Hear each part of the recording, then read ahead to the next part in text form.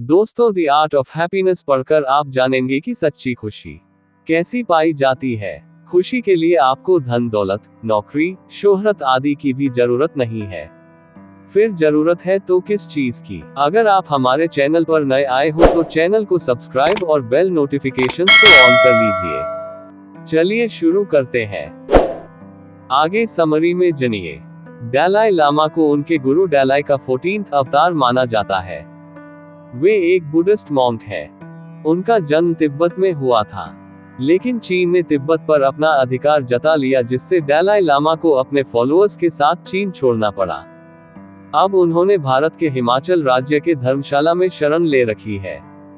उन्हें शांति के लिए नोबेल प्राइज भी मिला हुआ है। आज हम यहाँ उनकी विश्व प्रसिद्ध किताब द आर्ट ऑफ हैप्पीनेस की समरी दे रहे हैं। जानिए कि सच्ची खुशी कैसे मिलती है। इंट्रोडक्शन। इस किताब में आप बुद्धिस्ट मॉन्क के सिद्धांतों के बारे में जानेंगे। इन्हें पढ़कर आप हमेशा खुश रहना सीख जाओगे तथा लाइफ में रोजमर्रा आने वाली प्रॉब्लम्स को हल करना भी सीखोगे। आइए इसके सभी चैप्टर्स की समरी पढ़ते हैं। Chapter 1, the purpose of life is to seek happiness. दोस्तों, आजकल के भाग दौड़ के जमाने में हर कोई सफलता पाने के लिए भाग रहा है। स्टूडेंट्स एग्जाम में पास होना चाहते हैं।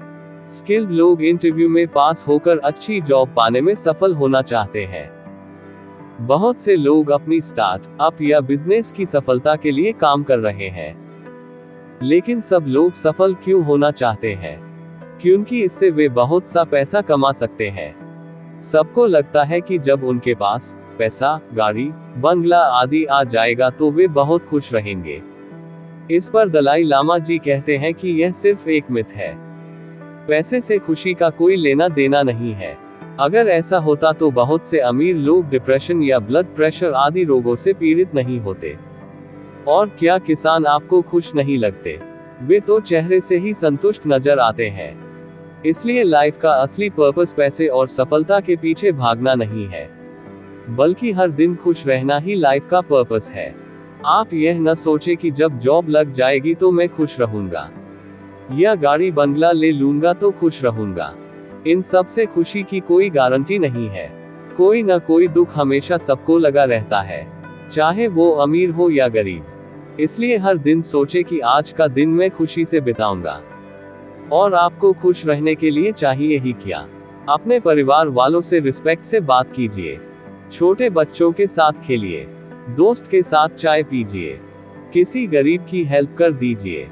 इन छोटे छोटे कामों में जो खुशी छुपी है उसे पहचानिए और महसूस भी कीजिए। ज्यादातर लोग ये काम करते तो हैं, लेकिन उनमें खुशी का अनुभव नहीं कर पाते, क्योंकि उनका दिमाग हर घंटे किसी न किसी चीज में सफलता पाने की उधेड़-बुन में उलझा रहता है। कल की चिंता में वे अपने आज की खुशी को भी महसूस नहीं कर पाते। इसलिए आज से ही अपन पर्पस को समझिए और खुश रहना शुरू कर दीजिए। Chapter 2, do not feel Joy on the suffering of others. आज के जमाने में लोग बहुत ही स्वार्थी होते जा रहे हैं। सबको अपनी अपनी पड़ी है। दूसरों का दुख दर्द साझा करने का किसी के पास भी समय नहीं है। कुछ लोग तो इतने नेगेटिव होते हैं कि दूसरों की प्रगति से जलते हैं और दूसरों के दुख से खुश होते हैं। लेकिन दलाई लामा कहते हैं कि यही सोच उनके दुख का कारण बनती है। अगर आप दूसरों के दुख से खुश हो रहे हैं तो आपकी अपनी आत्मा में वह गिल्ट बनकर इकट्ठा हो जाता है। साथ ही आपके व्यक्तित्व से नेगेटिव वाइब्रेशंस निकलने लगती हैं। इससे पॉजिटिव चीजें और लोग आपसे दूर चले जाते हैं, जबकि नेगेटिव एनर्जी आपकी तरफ आने लगती है और आपकी लाइफ दुखों से भरने लगती है। इसलिए ऐसा कभी न करें। इसके विपरीत जब दूसरे खुश हों तो आप भी उनकी खुशी में शामिल हो जाएं। दूसरे दुखी हो तो उन्हें सहानुभूति दें और उनकी हेल्प करें, लेकिन हेल्प करने का नाटक न करें, बल्कि जेन्युइन तरीके से पेश आएं। इससे यूनिवर्स आपकी तरफ हमेशा खुशी ही भेजेगा। Chapter 3, universal compassion gives happiness. अगर आपको खुश रहना है तो दयालु बनिए। दूसरों पर दया और सहानुभूति दिखाने से वे हमेशा आपकी इज्जत करते हैं। चारों ओर आपके प्रति पॉजिटिव वाइब्रेशन फैलती है और यूनिवर्स इस पॉजिटिविटी को फिर से आपकी तरफ भी भेज देता है। जिससे आप हमेशा प्रसन्न रहते हैं। बहुत से लोग सोचते हैं कि दूसरों को डरा धमका कर इज्जत करवा लेंगे, लेकिन डर से कोई भी व्यक्ति आपके सामने तो इज्जत का नाटक करेगा, परंतु अंदर ही अंदर आपको गाली दे सकता है। इसलिए हमेशा दूसरों का सम्मान करें, फिर वह व्यक्ति किसी भी धर्म, जाति, लिंग, वर्ण, रंग, भाषा आदि का क्यों न हो। कभी भी किसी का बुरा न सोचे और न ही अहित करें, क्योंकि आपके कर्म ही आपके भविष्य को निश्चित करते हैं। अच्छा कर्म करेंगे तो ही अच्छा फल मिलेगा। Chapter 4, make connections other than physical love. बहुत से लोग सोचते हैं कि भोग वासना ही प्यार है, लेकिन ऐसा नहीं है। वास्तविक प्यार दो रूहों के बीच का कनेक्शन होता है।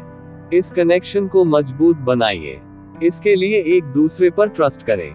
कभी भी एक दूसरे को धोखा न दें। एक दूसरे की कमियों के लिए उन्हें क्रिटिसाइज न करें, बल्कि समझदारी से उनके इस बारे में बात करें। हमेशा अच्छी चीजों के लिए कॉम्प्लीमेंट दें। एक दूसरे की हेल्प करें। इस सब से आपके बीच का कनेक्शन बहुत मजबूत हो जाएगा और सच्चा प्यार मिलता रहेगा। इस सब से आपका जीवन खुशियों से भर जाएगा। Chapter 5, religion is not needed for spirituality. दोस्तों, आपको अच्छा आदमी होने के लिए धार्मिक होना जरूरी नहीं है। धर्म और स्पिरिचुअलिटी में अंतर होता है। धर्म तो लिखी हुई किताबों जैसे वेद, पुराणों आदि पर बेस्ड होता है। उसमें तरह तरह के कर्म कांडों पर जोर दिया जाता है, लेकिन स्पिरिचुअलिटी इससे अलग है। स्पिरिचुअल होने का मतलब है आपकी आत्मा खुद को किसी डिवाइन पावर से जुड़ा महसूस करे। स्पिरिचुअल व्यक्ति हर चीज में डिविनिटी को ढूंढ लेता है और वह हमेशा दूसरों का भला चाहता है। वह लोगों के बनाए ईश्वर की अपेक्षा अपना ईश्वर खुद ढूंढता है। एक पेड़ या कोई किताब या कोई अच्छा काम भी उसके लिए ईश्वर के समान है। इसलिए आप अगर धार्मिक कर्म कांडों पर विश्वास नहीं करते तो स्पिरिचुअलिटी को अपना लीजिए। अपना ईश्वर खुद ढूंढिए। इसके लिए आपको मंदिर मस्जिद जाने की जरूरत नहीं है, बल्कि किसी रोते हुए बच्चे को हंसा दीजिए। यही स्पिरिचुअलिटी है जो आपकी लाइफ को खुशी से भर देगी। Chapter 6, sufferings are natural, accept them. दोस्तों, जिंदगी में दुख दर्द आना निश्चित है। दिन के बाद रात आएगी ही, हमेशा बाहर नहीं रहेगी। कभी धूप होगी तो कभी बारिश। कुछ लोग जरा सी मुश्किल आने पर ही घबरा जाते हैं, अपना विश्वास और होप खो देते हैं। यही आपके दुख का कारण है। इसके विपरीत आपको मुश्किल वक्त में हिम्मत दिखानी होगी। गिरकर भी उठना सीखना होगा। हवा के थपेड़े सहकर ही वृक्ष को तूफान सहने की ताकत आती है। कई बार किसी चीज में फेलियर मिलने से भी हम दुखी हो जाते हैं। कुछ लोग तो डिप्रेशन में चले जाते हैं।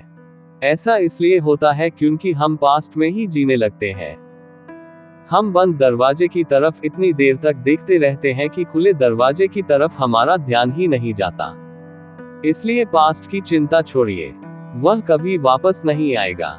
इसके बदले आप खुद को बदलिए, नया गोल बनाइए और उसकी तरफ बढ़ चलिए। धीरे ही सही लेकिन रोज कोशिश करिए।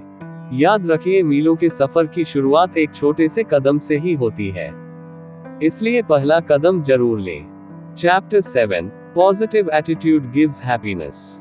कुछ लोग इतने नेगेटिव होते हैं कि हर बात पर उनका रिएक्शन नेगेटिव ही होता है। ऐसे किसी आदमी से अगर आप बिजनेस शुरू करने की बात बोलेंगे तो वह छूटते ही बोलेगा, अरे बिजनेस तो डूब जाते हैं, या इसमें तो बहुत पैसा लगता है, ये हमारे वश की बात नहीं है। जबकि ये सच होता भी नहीं है। सारे बिजनेस नहीं डूबते और कुछ बिजनेस सिर्फ कुछ हजार खर्च करके भी शुरू हो जाते हैं। या क्राउड फंडिंग और वेंचर कैपिटलिस्ट भी पैसे लगा देते हैं, अगर आइडिया अच्छा हो तो। लेकिन जो नेगेटिव इंसान होता है वो इन पॉजिटिव बातों को नहीं सोच पाता। इससे वह हमेशा दीनहीन और गरीब ही रहता है। इसलिए लाइफ में हमेशा पॉजिटिव एटीट्यूड पालें। अगर कोई आपसे अपने ड्रीम्स के बारे में डिस्कस करता है तो उनकी तारीफ करें, उन्हें मोटिवेट करें, न कि एकदम क्रिटिसाइज करने लगे। ऐसे ही इस तरह की बातें बोलने से बचें। मेरी तो किस्मत ही खराब है, ऐसा मेरे साथ ही क्यों होता है, मेरी जिंदगी खत्म है, अब कुछ नहीं हो सकता आदि। ऐसी नेगेटिव बातें आपके दिमाग पर बुरा असर डालती हैं। और आपको सफल होने से रोकती है। इनके बजाय बोले, मैं फिर से कोशिश करूंगा, एक ही स्टेप लूंगा लेकिन आगे बढ़ूंगा। वक्त हमेशा एक सा नहीं रहता। ब्रह्मांड मेरे साथ है, मेरे अंदर पॉजिटिव एनर्जी है, आदि। बार बार पॉजिटिव सोचने से आपका एटीट्यूड ही पॉजिटिव हो जाएगा। दूसरों को भी पॉजिटिव सोचने के लिए ही प्रेरित करें। इससे सब आपको अच्छा व्यक्ति भी बोलेंगे और आपकी खुशी बनी रहेगी। Chapter 8, try to find the good in every situation. कैसी भी सिचुएशन हो हमेशा अच्छा सोचें और होपफुल रहें। अगर बिजनेस फेल भी हो जाए तो ये सोचें कि आपने बहुत से सबक सीखे हैं। जो गलतियां इस बार की हैं उन्हें अगली बार नहीं दोहराएंगे। अगर बुरे समय में आप दुखी हो जाएंगे तो डिप्रेशन में भी जा सकते हैं। दुखी होने से किसी भी समस्या का समाधान नहीं होता, बल्कि प्रॉब्लम का शांत होकर सॉल्यूशन ढूंढना चाहिए। अगर कभी पैसे का लॉस हो जाए तो सोचे कि पैसा तो आता जाता रहता है। एक साधु के बारे में सोचें, जिसके पास न ब्रांडेड कपड़े होते हैं, न घर या परिवार, लेकिन फिर भी ऐसा लगता है कि वे अपने आप में मस्त हैं। आप भी अपने अंदर ऐसा एटीट्यूड विकसित कीजिए। अगर किसी प्रिय की मृत्यु हो जाए तो भी घोर निराशा में न डूब जाएं जैसे कुछ लोग करते हैं, क्योंकि देखा जाए तो एक दिन सबको मरना है। एक दिन सब उस लोक में फिर से एक दूर से मिल जाएंगे। इसलिए दुखी किस लिए हो? अगर हर परिस्थिति में अच्छा सोचने की कला आपको आ गई तो आप कभी भी दुखी नहीं होंगे। Chapter 9, replace anger with patience and hatred with tolerance. आजकल हर व्यक्ति बहुत ही गुस्से वाला हो गया है। छोटी छोटी बातों के लिए भी लोग झगड़ा करने लगते हैं, लेकिन इससे नुकसान गुस्सा करने वाले को ही होता है। गुस्सा करने से शरीर में एड्रेनलिन, कोर्टिसोल आदि स्ट्रेस हार्मोन निकलते हैं, जिनसे ब्लड प्रेशर बढ़ जाता है, जो दिल और दिमाग के लिए नुकसानदायक होता है। अगर इसे कंट्रोल न किया जाए तो हार्ट अटैक या ब्रेन स्ट्रोक हो जाता है। दलाई लामा जी ने इसे कंट्रोल करने का तरीका बताया है। जब भी आपको गुस्सा आए तो आप पेशेंस रखें और शांत रहें। कुछ देर बाद वह व्यक्ति भी शांत हो जाएगा। इसलिए अपनी पेशेंस बढ़ाएं। किसी की बात पर ओवर रिएक्ट न करें। इसके साथ ही अपनी टॉलरेंस बढ़ाएं। दूसरों की कमियों पर गुस्सा न करें, क्योंकि कमियां हर किसी में होती हैं। उन्हें सहन कर लेना चाहिए। कई बार स्कूल में जब बच्चा क्वेश्चंस को सॉल्व नहीं कर पाता तो टीचर अपना आपा खो देते हैं और उसे पीटने भी लगते हैं। ये बर्ताव बहुत गलत है। इससे बच्चे में हीन भावना आ जाती है। बच्चा भी आपकी तरह इंसान है और उसकी भी उतनी ही इज्जत होती है। पीटने की बजाय टीचर को पेशेंस रखनी चाहिए और उसकी गलती को शांति से टॉलरेट करना चाहिए। इसके बाद उसे क्वेश्चन दोबारा से तब तक समझाना चाहिए जब तक बच्चे को ठीक से समझ न आ जाए। ऐसे टीचर की बच्चा सारी जिंदगी इज्जत करेगा।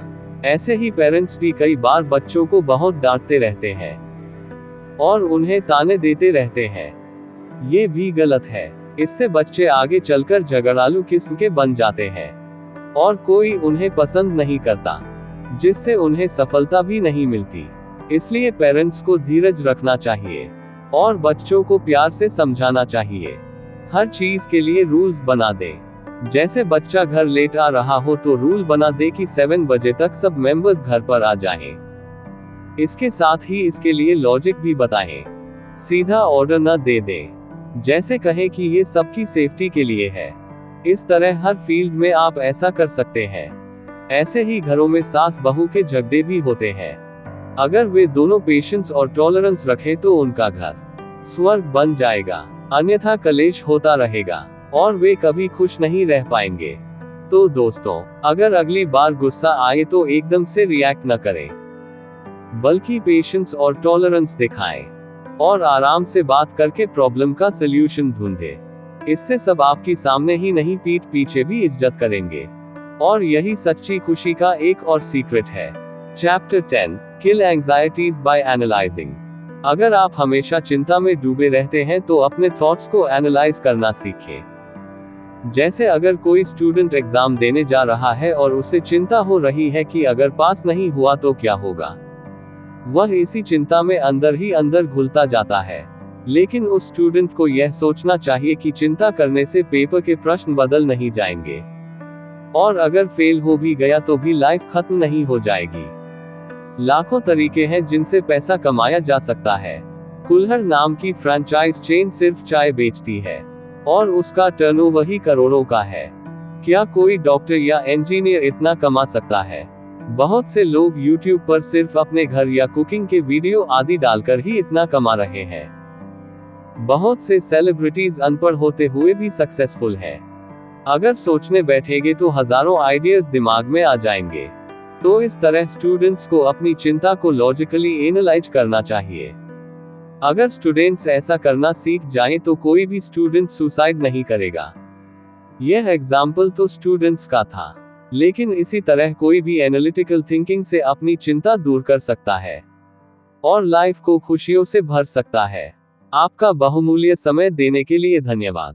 अगर आपको ये वीडियो अच्छा लगा हो तो हमारे इस YouTube चैनल रिच वाणी को सब्सक्राइब करिए, वीडियो को लाइक करिए और अपने परिवार मित्रों के साथ जरूर शेयर करिए। भविष्य में आप और किस टॉपिक पर वीडियो देखना सुनना चाहते हैं उसके लिए कमेंट करिए। मिलते हैं नेक्स्ट वीडियो में। Thank you.